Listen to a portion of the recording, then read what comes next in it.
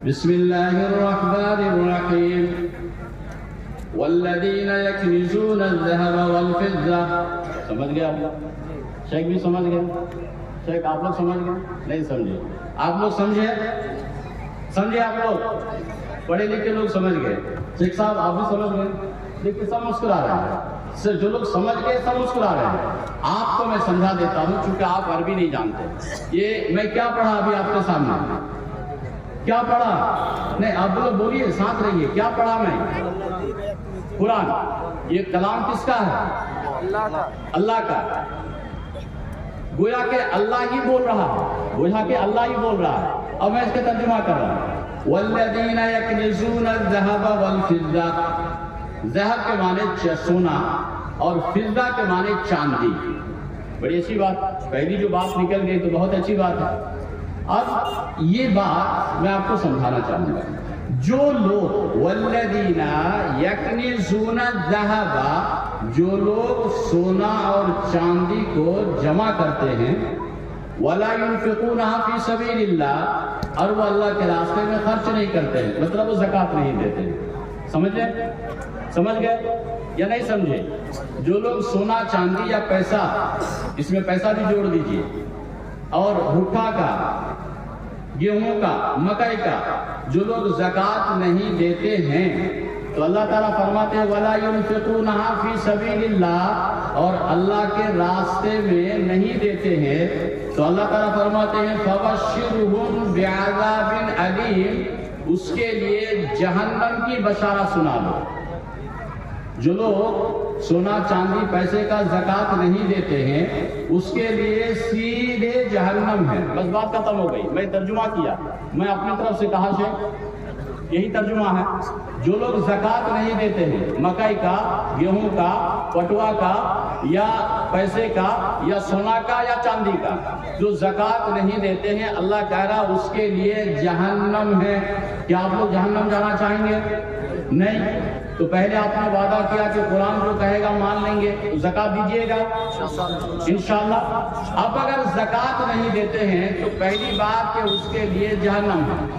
اب جہنم میں جو مال اب زکوٰۃ نہیں دیتے ہیں، سونا چاندی، روپیہ، پیسہ، گیہوں، اناج، مکئی، تو اس کا کیا ہوگا؟ عذاب کی کیا صورت ہے؟ آگے دیکھیے.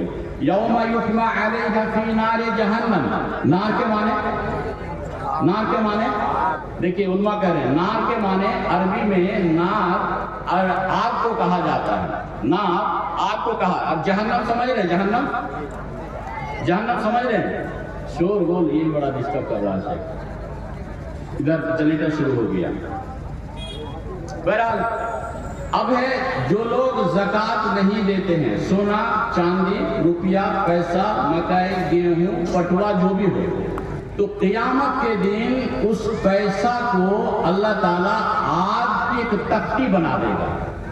سنیے گا، آگ کی تختی بنا دے گا اور اس تختی کو جہنم میں ڈال دیا جائے گا، اور جہنم میں ڈال کے اس تختی کو بہت تپایا جائے گا، بہت گرم کیا جائے گا.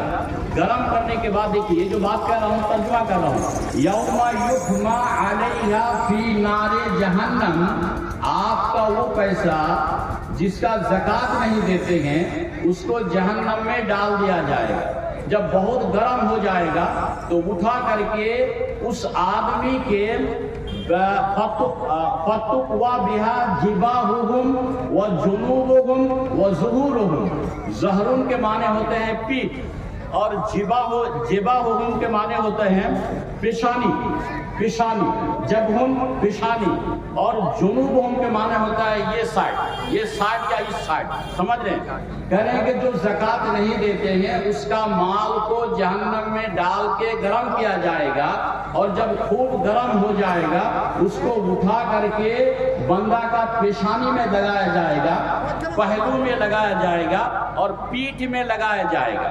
یہ اس کے بعد کہا ہی جائے گا، فرشتے کہیں گے یا اللہ تعالیٰ کہیں گے ھذا ما کنزتم، یہ تمہارا خزانہ ہے.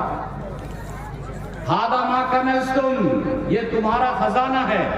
ھذا ما کنزتم لانفسکم، یہ تمہارا خزانہ ہے دنیا میں جو پیسہ جمع کیا تھا جس کا زکات نہیں دیا تھا تم، یہ تمہارا مال ہے، فذوقوا ما کنتم تکنزون، تو تم اپنے خزانے کا مزہ چکھو۔ تو میرے بھائی جو زکات نہیں دیتے ہیں، چاہے بھٹا کا ہو، مکئی کا ہو، دھان کا ہو، گیہوں کا ہو، پیسے کا ہو یا سونا یا چاندی ہو، اگر آپ زکات نہیں دیتے گے تو اس مال کو قیامت کے دن جہنم میں ڈال دیا جائے گا تختی بنا کر کے، اور اٹھا کر کے اس آدمی کا پیشانی میں داغا جائے گا، پیٹھ میں داغا جائے گا اور اس کے پہلو میں داغا جائے گا، اور کہا جائے گا یہ تیرا مال ہے جس کو تو نے جمع کیا تھا۔ تو یہ قرآن کا ترجمہ میں آپ کے سامنے رکھا۔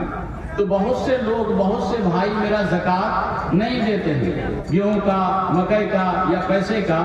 تو اب آپ سوچ لیجیے، میں نے قرآن آپ کے سامنے ترجمہ کیا، آپ کو اگر اچھا لگے کہ بھائی ٹھیک ہے جہنم کی آگ سے ہم بچیں گے تو پھر زکات دیجیے، اور اگر آپ زکات نہیں دیتے ہیں تو اللہ کا کلام یہی ہے کہ جہنم میں اس کو یہ عذاب دیے جائیں گے جیسے قرآن نے کہا۔ نمبر ایک بات ہو گئی۔